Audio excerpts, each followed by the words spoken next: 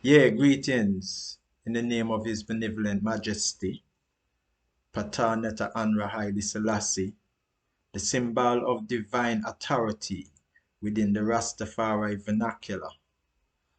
Yeah, I'm Azras Ison, and this is a Nyah-Versity. Just sitting and just holding a little med still and just decide to do this short video. But before I actually present what I have before me, I basically have two speech of His Majesty that I want to read, and we're going to go through them and break them down. This is a speech that His Majesty made on the Bible, very famous speech. We in Ethiopia have one of the oldest versions of the Bible, that particular speech. And I also have here the Third Testament, the Haile verses of Emperor Haile Selassie. You see, in this book written by Miguel Long, produced by Miguel Long. And Iman will be reading from both of these things and just break down the reasoning to ones and one as it relates to His Majesty in the Bible. You see, because what we have here, we have a situation where within the community we are realizing that our interpretation of scripture traditionally has been literal. All right. And to me, that based a lot on just, the religious culture that we come up in. Coming up in the West, we are influenced by the way Christianity perceive and relate to deity. We as Rastafari, ones who came up and started the Rastafari movement, are influenced by that. So a lot of the concept that Christianity holds in the creation of this great tradition of Rastafari, the founding fathers have employed a lot of those concepts and views and deity into Rastafari because it's the only example. It's really the only example that we would have been exposed to, having cultured here in the West.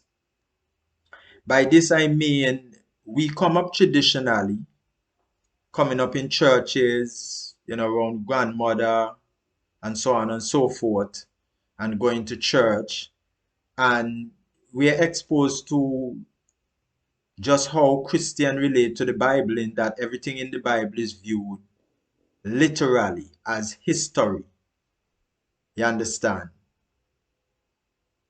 We view the Bible as events that would have taken place. All the things written in the Bible, at least for the most part, except for where it explicitly say allegory. We basically look at these as events that actually happen in human history. You understand? And so, even when we come to Rastafari, even when we are relating to the whole question of His Majesty, we also relate it literally. It is said that history confirms prophecy. This is something that I myself has been uttering a lot. And it makes sense. If somebody predicts something, let's say predict, well, tomorrow the sun is going to rise at 10 o'clock, for argument's sake, then we would look to see what time the sun rise tomorrow to basically validate or confirm what I would have predicted, because prophecies are like predictions. You understand? And so we work with that kind of approach to things. And as we see events unfold literally, we see that His Majesty come forward fulfilling certain prophecies that mention in the Bible. All of these things would have basically support the whole idea of a literal interpretation of scripture. You understand? So this matter is really a very complex matter here. But all these views are really based on the level of religious education that we would have had here in the West and exposed to in the West, of course. You understand? Now, with knowledge increasing, and as one would say, this is the time of the unveiling of the hidden things. The things that we would not, we would have been taken in certain ways. In this time now, we are now learning deeper meaning to things. And so one of the things that we are learning in this time is that scripture, what we know to be biblical scripture and all the story therein, we are now learning that this is actually mythology. It is not events that would have happened in human history. It's really mythology. And that the scriptures really is to be interpreted metaphysically as opposed to literally. You understand? That is causing a tremendous shift at this time in terms of how many of us, including myself, has been traditionally viewing the Bible. You understand? And is actually bringing about to me a certain new awakening. You understand? As I say, as I come through the experience and learn these things I'm referring to, I have come to the conclusion that in this time, this 21st century, and I have to hail the King, Haile, with a renewed understanding of who and what the King is. You understand? A renewed understanding. Because in this dispensation, it's really about self-empowerment, spiritual empowerment. Whereas in the past, it was about recognizing the right personage, the right person as Messiah. In this time, it is not about the Messiah in external form. It is about the metaphysical counterpart, or the internal counterpart of the icon of the Messiah within us. And for us to basically cultivate that and basically become it. Because it is within every human being, within every human potential to be a Christ. Psalm 82 speak of ye are all gods. You understand? And that speak to this same idea of we becoming Christ, we becoming gods.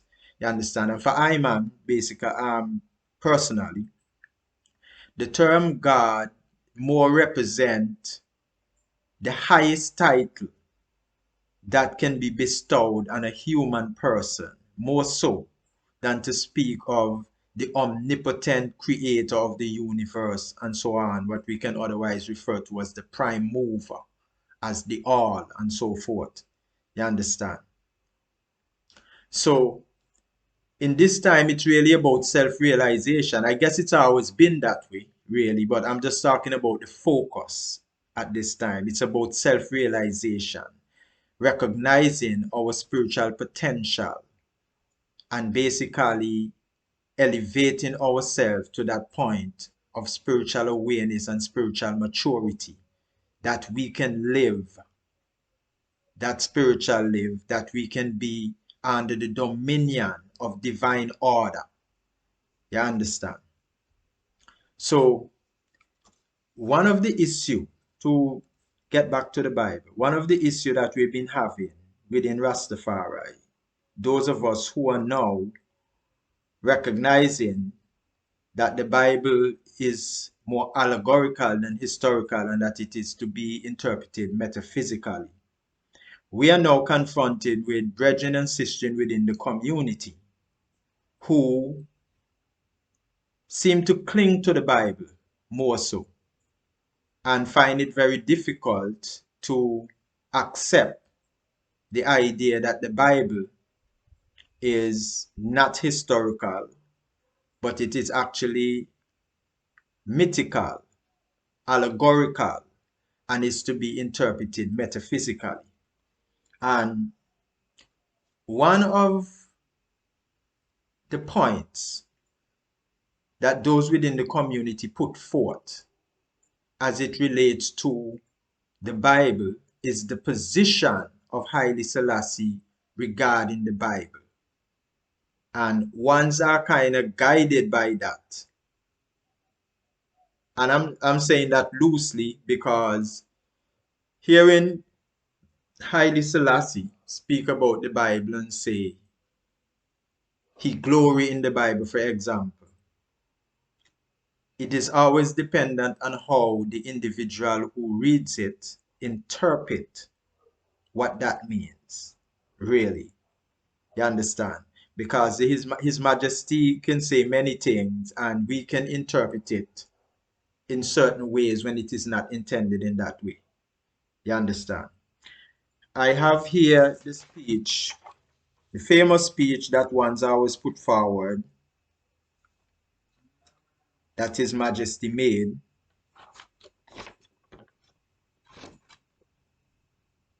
about the Bible and the fact that Ethiopia has one of the oldest versions of the Bible. And I just wish to go through this and break this down. And I also have another speech that His Majesty gave when bestowing a degree on Radha Krishna back in 1963. And I'll be reading that and we will be comparing the position of His Majesty in that speech based on this one in order to get a better understanding of what His Majesty's stance is, because I personally do not think that most of us understand His Majesty's concept of Christianity, though he's a professed Christian. We are exposed down here to a version of Christianity that is of a different theology than the Eastern Orthodox Christianity. And I think that that is a key point that we need to keep in mind whenever we are making reference to statement that His Majesty make about the Christ and Jesus and so forth. We need to understand how Christianity or the Christ is viewed in the Eastern Orthodox context as opposed to the Western European concept, which we are so accustomed to. Because most time we'll be reading stuff that His Majesty say and we'll be interpreting them to mean what it would have meant if it was mentioned by, let's say, someone else within this Western context. You understand? So I'll go through the speech just to highlight certain points. Mark you, this is a speech His Majesty is making about the Bible and his personal experience with the Bible. And he also states some of his views in the last paragraph. He states some of his views about the Bible and man's relationship to the Bible. We are going to cue in on this one. Okay, let me start now. Let me start reading this speech and then we'll just stop and we'll just go through some explanation as we go through to get a fairer understanding of exactly what the king is saying. We in Ethiopia have one of the oldest versions of the Bible.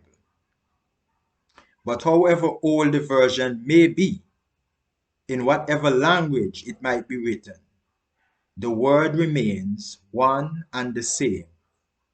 It transcends all boundaries of empires and all conceptions of race. It is eternal. Now, we have a few questions that we'll have to ask right here in order to get a good understanding of what His Majesty is actually saying here. Because the term Bible is used, as I read and analyze this, the term Bible is used at different points here but it carries a different meaning. You understand? Because the Bible can be referred to as the specific book, or the Bible can be referring to the word of truth that contained within the book. A truth that is not unique to the King James Version, the Western, the version of the Bible that we know from Genesis to Revelation. You see, when you say truth, divine truth, it is understood that divine truth is not unique to the Bible itself.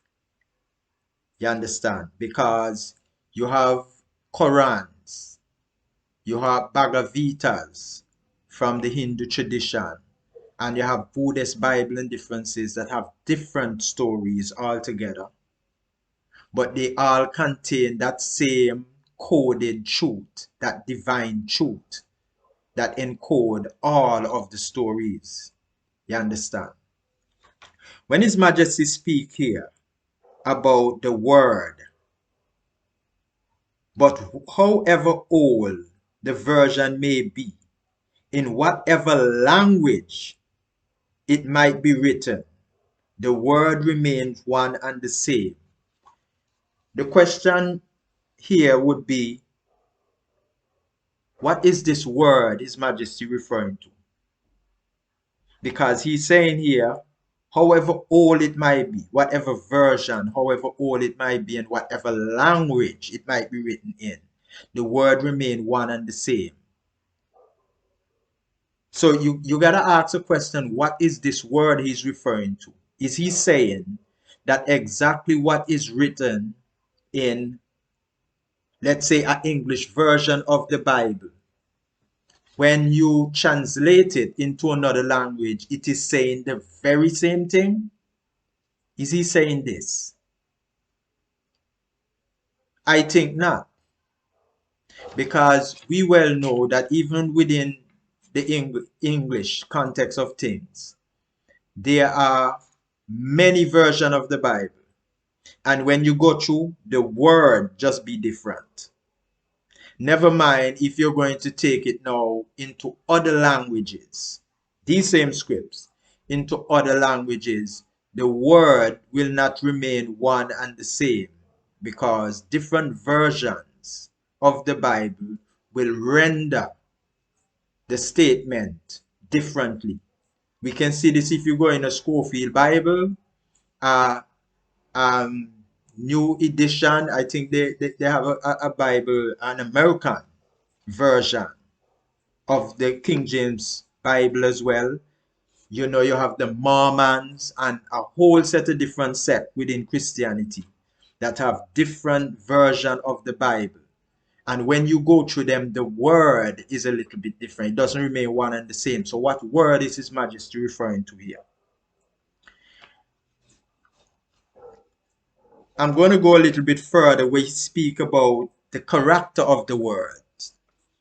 He go further by saying it transcends, this word, the word remains one and the same. It transcends all boundaries of empire and all conceptions of race. It is eternal. You understand?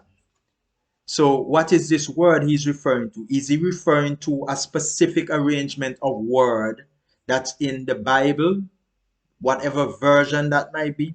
No.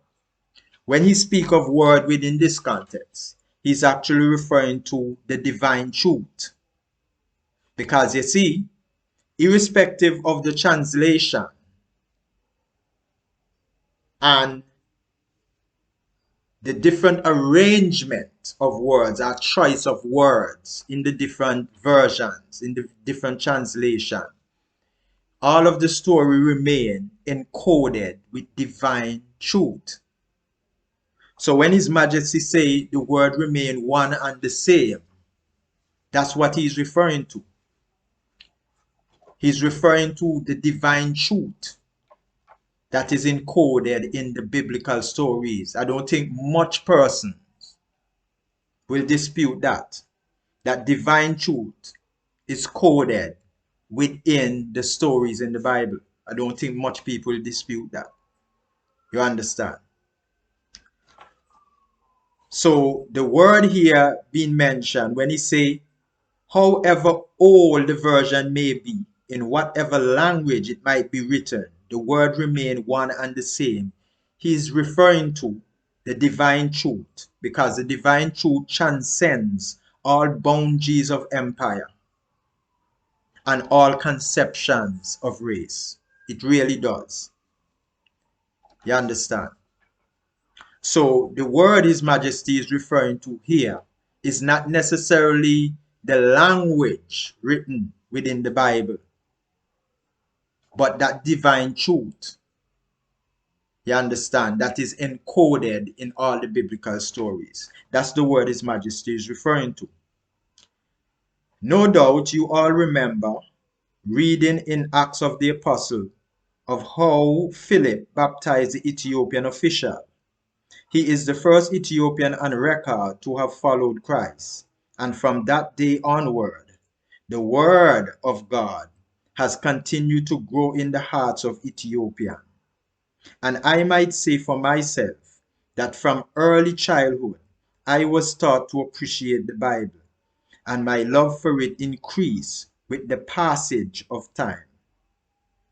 All through my troubles, I have found it a cause of infinite comfort.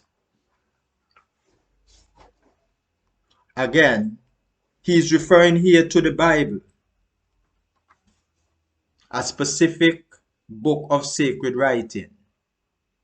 But the important thing to note is not the title of the book, in that it is called the Bible. All right? But the truth that is encoded in the story, that's what the value of the book is all about. And it is this divine truth why His Majesty speak about the Bible in the way that he does. Something that I don't think anybody, whether you're for the Bible or not, you know, as just a document, will be able to dispute. It is clear, I think, when you read the biblical story, at least if you interpret them properly, that you see that universal truth is encoded in the stories in the Bible. You know, when you read the Songs of Solomon and Ecclesiastic and so on, it is loaded in there. You understand? Divine truth is coded in the stories. It's part of the reason why the words of the Bible and certain sayings in the Bible, don't care what time, what point in time that you visit, you will find these words constantly fulfilled within every generation. You understand? When you hear, if you do good, good will follow you, for example, it is speaking to the law of karma. The law of karma is one of the immutable laws. It is eternal. You can't avoid that. You can't escape that. You understand? These are the nature of truth that are encoded. That's just one example. But this is the nature of truth that is encoded in the biblical stories. You understand? And this is the value that His Majesty speak to. Mark you, it is not the Bible as a book with a label Bible that carries this divine truth. Right? So I'll continue. I'll just complete this and then we'll elaborate some more. Come unto me, all ye that labor and are heavy laden, and I will give you rest. Who can resist an invitation so full of compassion? Because of this personal experience in the goodness of the Bible, I was resolved that all my countrymen should also share its great blessings, and that by reading the Bible, they should find truth for themselves. Therefore, I cause a new translation to be made from our ancient language into the language which the old and the young, understood and spoke. Today, man sees all of his hopes and aspiration crumbling before him. He is perplexed and knows not whether he drifted. But he must realize that the Bible is his refuge and the rallying point for all humanity. In it, man will find the solution to his present difficulties and guidance for the future actions. And unless he accepts with clear conscience the Bible and its great message, he cannot hope for salvation. For my part, I glory in the Bible. Again, well, I can see consistently just by the utterance of His Majesty here, that when His Majesty used the term Bible here, he's not necessarily talking about a particular book. More importantly, he is referring to that divine truth that is coded within the biblical stories. This is the good news that he's seeking to share with his countrymen by publishing new versions, a translation of the Bible, so that this word of truth can get around to his countrymen, as stated here. You understand? So when most of us look at His Majesty utterances concerning the Bible, and we'll come to the conclusion that the regular Christian, like His Majesty is for the Bible and is suggesting that man cannot find salvation except that he deals with this particular brand of book called Bible. That will be a misinterpretation, a superficial interpretation of what the king is saying. Because the king is not speaking so much so about the brand name for this book. He is speaking to the divine truth that is encoded in the biblical stories. Because except one accept this divine truth with a clear conscience, as His Majesty said, really one cannot hope for any salvation.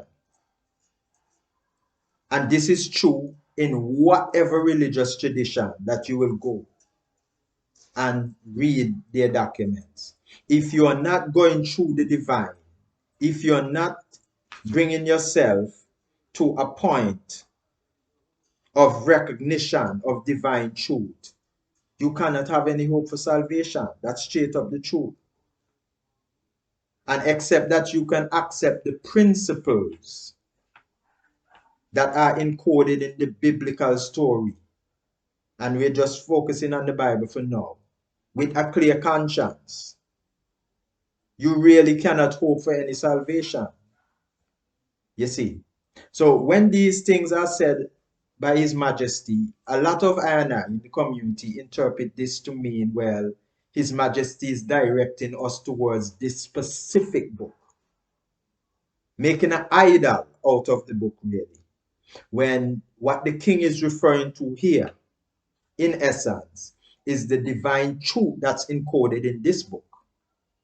Because His Majesty is fully aware that this divine truth is also encoded in other sacred writings. His Majesty knows this. This is the reason why, let me just reach for this. This is the reason why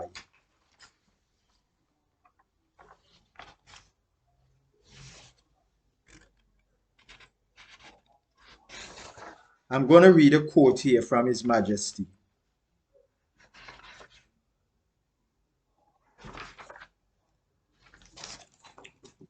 This is the reason why His Majesty said this.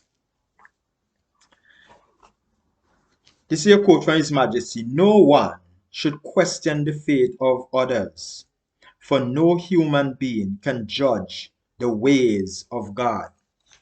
All right? So let's think about this now. If His Majesty was suggesting that the Bible is the only hope for salvation, you know, like this specific book, and not divine truth itself that's in the Bible, then why would His Majesty be saying that no one have the right to judge another one's faith? Because for no human being can judge the ways of God. Why would he be saying that? You see? If His Majesty was of this mindset, like Western Christianity that say, Jesus is the way, the truth, and the light, no one come unto the Father but by Him, and there is no other name by which man can be saved. If He meant that literally, then this speech His Majesty will not be making. His Majesty will be saying to all people, everybody need to read the Bible. Islam, Buddhist, all are you, drop the foolishness, come and read the Bible. Because the Bible is your only way to salvation. That's not what His Majesty is saying. When His Majesty said that no one can judge in all the ways of God, His Majesty is acknowledging the fact that there are other ways, there are other sacred writings that also bring out the divine truth, just as the Bible. There are other faiths around that has other writings that they use for their sacred writing that lead them nonetheless to divine truth. His Majesty would know this. I'll now move forward just to support my idea that His Majesty would know this and that he will be referring to divine truth and not the specific brand of book per se. It's not an idolizing of the book, but it is the truth that's written therein that His Majesty find values in. All right? I'm going to read this speech now that he gave at Radhakrishnan's degree. He was bestowing a degree on Radhakrishna. You understand? For Doctor of Letter. And His Majesty put forward some reasoning here to me that gives a very clear understanding of what his position is regarding different religions with their different messianic icons, and their different sacred writings and so forth. What His Majesty is saying in this speech give validity, you understand, and acknowledgement to the fact that other religious organizations separate from Christianity also carry the truth and also is a part of the universal brotherhood, spiritual brotherhood, that is. You understand? On the occasion of Your Excellency's visit to our country, it gives us special pleasure to receive you at this institution, itself dedicated to the pursuit of knowledge and truth. Hear that truth word again. It is altogether fitting that Your Excellency should be the focus of this occasion. For Your Excellency has yourself, since your youth, been dedicated to that cause of truth, spreading of truth.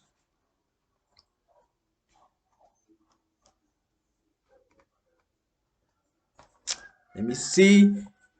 Your marked achievement to the august rank of professor at the youngful age of 28, your consistent endeavor to pursue knowledge, and the numerous books that have flowed from your pen, to this bear witness.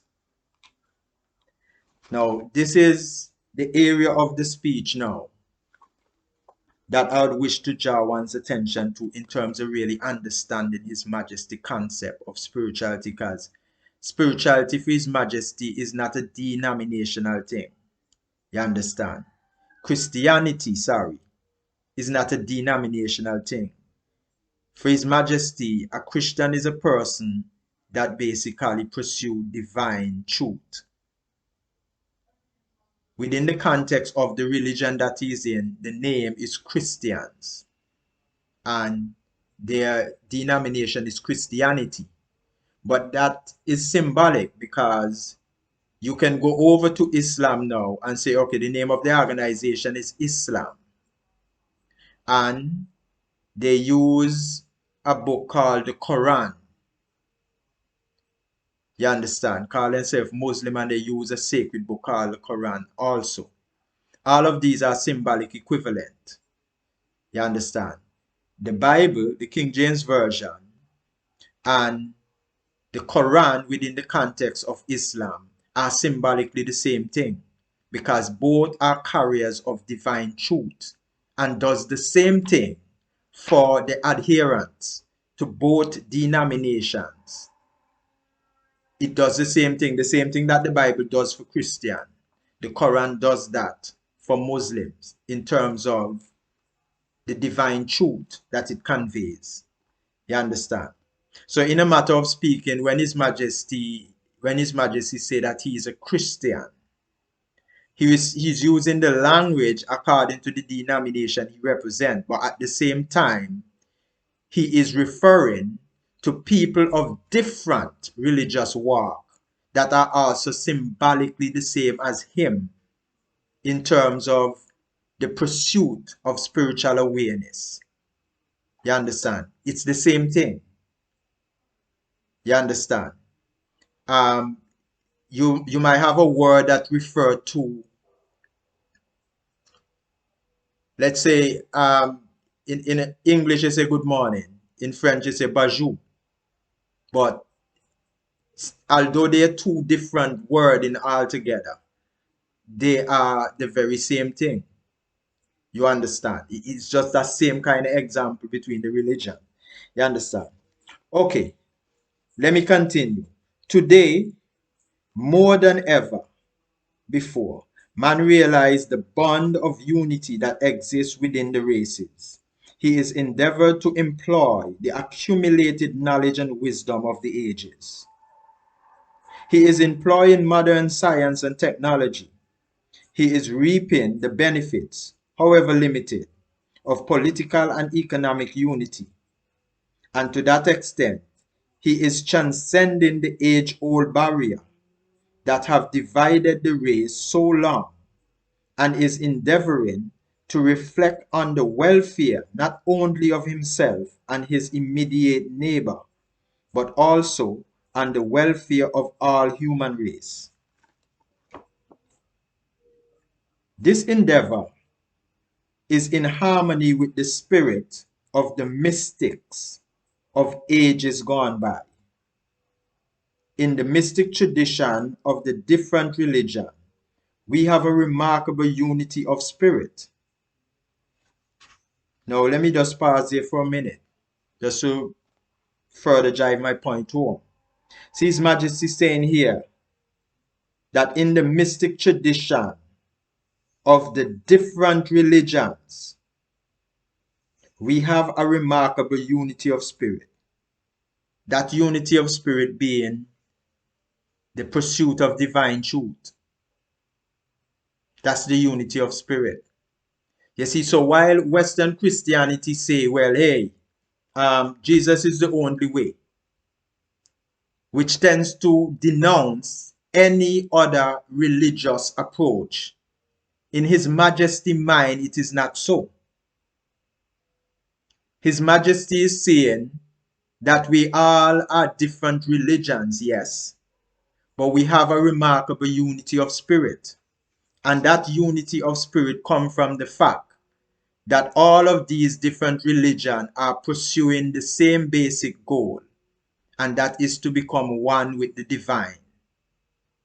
Except that the religion is something perverted, and maybe some devil worship or something of that kind. Basically, every single culture on earth that have any kind of religious way is really about bringing one closer to their creator, to their maker. And that motive of following divine truth is what brings all the religion together. That's the remarkable unity of spirit that they all have. Whatever religions they may profess, they are spiritual kinsmen. While the different religions in their historic forms bind us to a limited group and militate against the development of loyalty to the world community, the mystics have always stood for the fellowship of humanity. You understand? So, as I'm saying, when, enough we read His Majesty's statement about the Bible, we tend to make this reference to the Bible with a kind of mindset as if to suggest that His Majesty is speaking pro the specific book, rather than he is speaking to divine truth itself. And so the fact that divine truth is encoded in the Bible, then he is making reference to the Bible, favorable reference to the Bible. You see, much of we don't really think that deep and really consider what's going on closely. But this is exactly what's going on. You understand? If His Majesty were reared in a Muslim culture, he will be speaking the very same way about the Quran. If he had been cultured in Hinduism, he would have been referencing the Bhagavad Gita and these books for the same reason that he is referring to the Bible for within the Christian context. And this is what we need to get.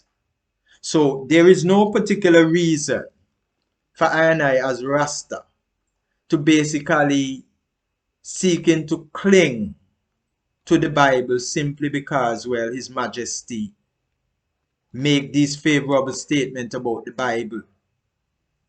There's no special reason for us to cling to it, especially that within our context. The Bible is not a good news thing. Remember, the way we receive Christianity out here in the diaspora, we receive this under trauma. It was not a good news. Master used this to dumb we down. Master portray all the characters in the Bible in his ethnicity to further psychologically traumatize us. You understand? And set us apart. You understand? Because here it is, all the righteous people are of his ethnicity. And we the one who are treated as subhumans.